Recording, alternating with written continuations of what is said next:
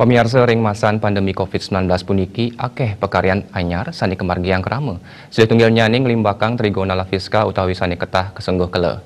Sejroning upacara beburon sani ngasilang madu kele puniki, kesengguh dangan pengarga madu kele talar becik.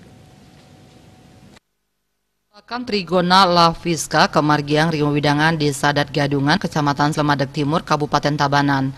Trigona lafiska utawi sane ketah kesengguh kele puniki kebaosang dengan kalimbakang wantah nyagayang tetanduran sane kasenengin oleh kele inucap.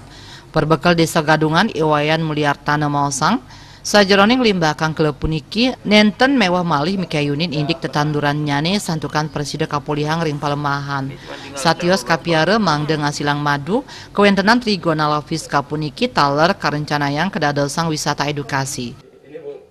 Trigona ini kita kembangkan mengingat yang pertama terkait dengan lebah ini kita tidak perlu terlalu banyak memikirkan masalah makanan dan lain sebagainya. Nah, ini semuanya sumbernya adalah dari alam itu sendiri dan kita kembangkan tumbuhan-tumbuhan yang memang betul-betul atau bunga-bungaan yang menjadi makanan daripada Trigona itu sendiri, di mana bunga itu adalah merupakan sumber dari madu yang dihasilkan daripada Trigona itu sendiri.